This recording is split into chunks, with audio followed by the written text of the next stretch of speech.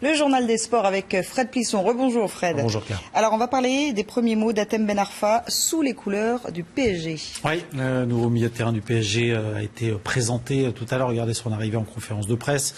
Il a succédé à son nouvel entraîneur, l'Espagnol Unai Emery. 2 années de contrat pour celui qui, avec Nice, regardez ce beau costume, a marqué à 17 reprises en Ligue 1 la saison dernière. Juste petite séquence, question posée à Hatem Ben Arfa en préambule.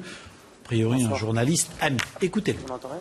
Depuis que tu as commencé en Ligue 1, on ne cesse de dire et d'entendre qu'avec ce que tu as dans les pieds, avec ton talent, tu peux faire partie des 5, voire plus meilleurs joueurs du monde.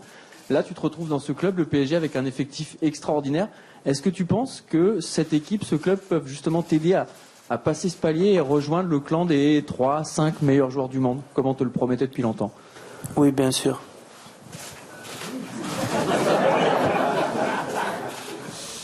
Voilà, fin de la conférence. Non, je plaisante, évidemment. Fin de la conférence de presse d'Hatem Ben Arfa. Réponse en 3 mots. La question était un peu ridicule. En tout cas, ça prouve qu'Hatem Ben Arfa a de l'humour. On va l'écouter un peu plus sérieusement, cette fois-ci, sur son bonheur d'être enfin au Paris Saint-Germain, le club dont il a finalement toujours rêvé. Écoutez-le. C'est que du bonheur. Il y a un an, j'étais au chômage. Donc aujourd'hui, je me retrouve dans un des meilleurs clubs du monde. Donc pour moi, c'est que du bonheur, du plaisir. Donc c'est une fierté et je savoure et c'est une récompense de tout ce que j'ai vécu. Après la route est encore longue, mais je suis déjà content de ce qui se passe en ce moment. Voilà. Bon, on présentera les images, parce qu'actuellement, vous savez, il y a les photos avec le maillot, le ballon au Parc des Princes.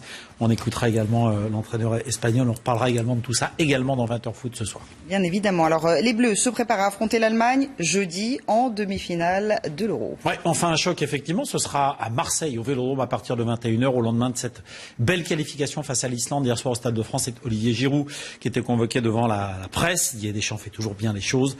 Double buteur hier face à nos amis islandais. On va faire le point, évidemment, sur l'actu des Bleus aujourd'hui, qui seront tout à l'heure à 17h à l'entraînement. On vivra ça sur iTélé. Et le point sur la conférence de presse de Giroud avec Olivier Le Foll. Il est là. La statistique est impitoyable. Les Bleus n'ont pas battu la Nationalmannschaft dans un tournoi majeur depuis le mondial suédois de 1958. France-Allemagne, c'est une affiche particulière qui rappelle des souvenirs parfois douloureux en Coupe du Monde, particulièrement celui de Séville en 82, mais aussi au Mexique en 86 ou encore l'élimination en quart de finale lors du mondial brésilien de 2014. Jeudi, la France accueillera en demi-finale de son Euro à Marseille les champions du monde allemand. Pour autant, pas question de faire un complexe d'infériorité.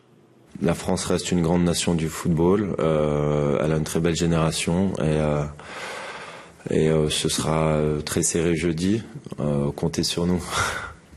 Afin de préparer au mieux cette finale avant l'heure, les Bleus vont d'abord axer leur journée sur la récupération avec une séance très légère à 17h.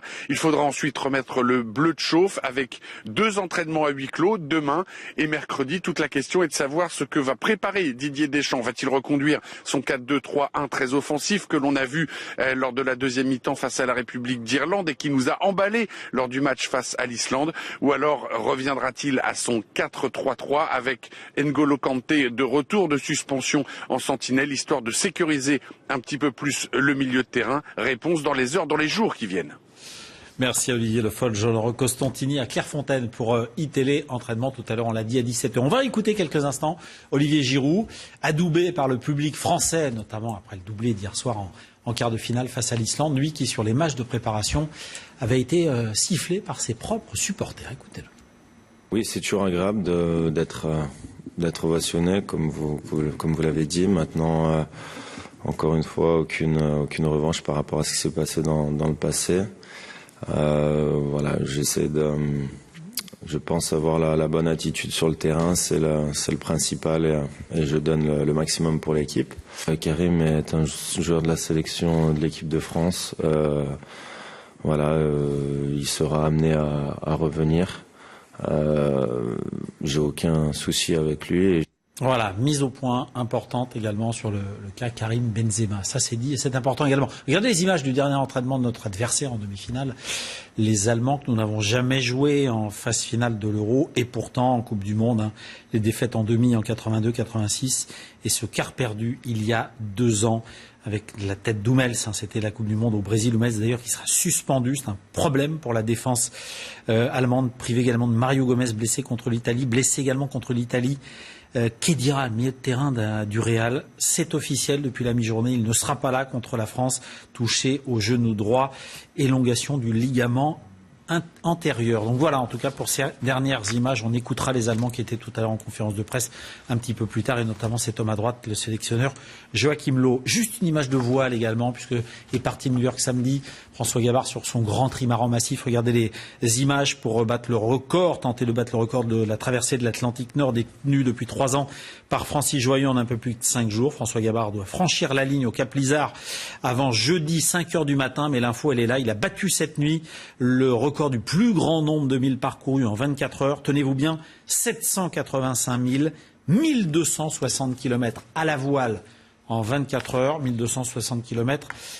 Pour vous expliquer, c'est la distance entre Lille et Barcelone. Imaginez la performance. Chapeau à lui en tout cas. Chapeau. Merci beaucoup Fred, c'était le journal des sports.